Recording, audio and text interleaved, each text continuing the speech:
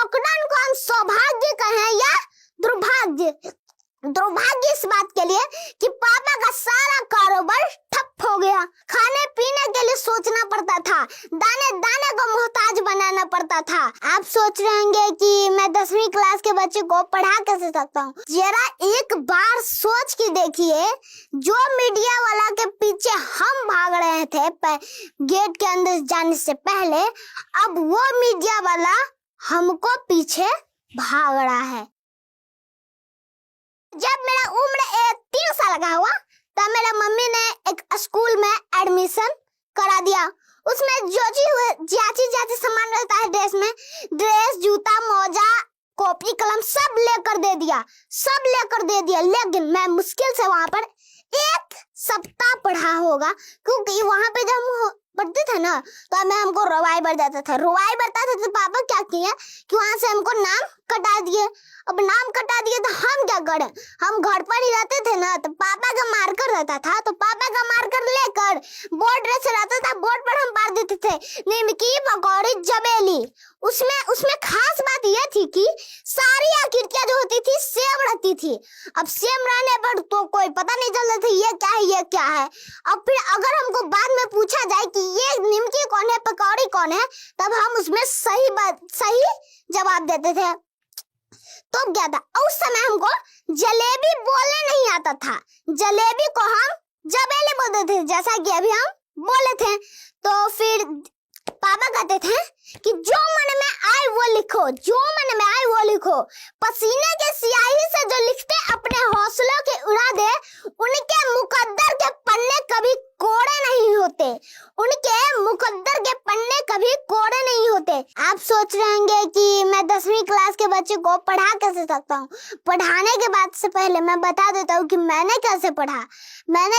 तो उसमें हमारे लॉकडाउन के टाइम में एक बेसिक मैथ लिखा गया था। बेसिक मैथ में क्या था, 9 क्लास के स्तर तक का सब कुछ दिया गया था। जैसे हो गया आपका गुणनखंड, गुणनफल, साधारण ब्याज, ऐसी बहुत सारी चीजें होता है, उसमें दिया गया था। उसमें हम बेसिक मैथ बनाने थे। जब हमारा बेसिक मैथ क्लियर हुआ तब हम 6-7 का मैथ बना लेते थे आसानी से, क्योंकि वहां पर तो 9 तक का दिया होता था, हम 6-7 का मैथ बनाते थे। फिर जब उससे हमको बेसिक मैथ से क्या हमको लागू हुआ कि सब हमको फॉर्मूला का यूज पता चल गया। अब यूज पता चल गया तो क्या होता है कि कोई भी आप बुक लाकर रख दीजिए ना, तो उसमें से हम प्रश्न बना लेते हैं। एनसीईआरटी हो, आरडी शर्मा, ऐसे बुक्स होते हैं, तो आप रख दीजिए तो हम उसमें से सवाल बना सकते हैं। पढ़ते थे तो उसमें हमको कुछ प्रश्न होते थे जिसमें से हमको कुछ गड़बड़ी आता था। तो एक बार क्या हुआ कि कुछ बच्चे होते थे जो बनाते थे, तो वो पीछे छूट गए, तो हम उसको बताने लगे। तो बता दिए ना, तब उसका भी छुट्टी हो गया जल्दी। और तब हमको ऐसा लगा ना कि वो प्रश्न हम कभी भूले ही नहीं। जब जो प्रश्न उसको बताए ना, वो प्रश्न हमको भूले ही नहीं। तब हमको ऐसा लगा कि पढ़ने से अच्छा तो पढ़ाना ही है, अपना उसका रिवीजन भी हो रहा है। और पढ़ेंगे तो कॉपी कलम भी खत्म हो जाएगा। आप जब उसको बता रहे हैं तो उसमें उसका कॉपी कलम खत्म हो रहा है, मैं तो कुछ हो नहीं रहा। इससे यही हमको फायदा लगा। और क्या होता था कि जो रिवीजन हो जाता था उससे, जिससे हमारा मैथ कंठस्थ होता था। अभी तो मैं सिर्फ अपने दोस्तों को पढ़ाता था, लेकिन एक दिन कैसा हुआ कि मेरे पापा जैसा कि आपने हमको बताया कि मेरे पापा पढ़ाते हैं, तो एक दिन क्या हुआ कि पापा को कोई और काम में लग गया। तो पापा कोई और काम करने लगे तो उनका क्लास खाली रह गया। तो हम सोचे कि बच्चा उठ के गाँव चले गया तो क्या हुआ। तब हम कहा कि हम भी पढ़ाना शुरू कर दिए।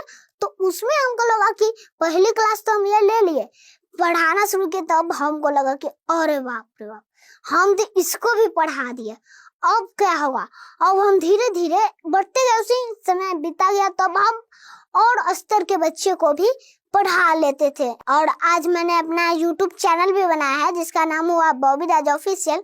जो बच्चे मेरे से नहीं पढ़ पाते हैं वो ऑनलाइन पे भी पढ़ लेते हैं। धीरे धीरे हम पढ़ाते गए, पढ़ाने के बाद धीरे धीरे हम पढ़ाने लगे और ज्यादा, तो मेरा नाम आज पूरा बिहार लेने लगा।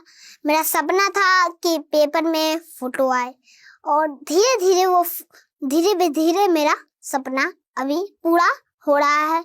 आज मेरा नाम पूरा बिहार ले रहा है, लेकिन अभी मुझे यहाँ पर ही नहीं रुकना है, यानी कि यहीं तक मैं सीमित नहीं रहना है, मुझे और भी कुछ करना है, क्योंकि मेरा लक्ष्य तो है कि हमको वैज्ञानिक बनना है। लक्ष्य हमारा यही है और मुझे इसे पूरा करना है।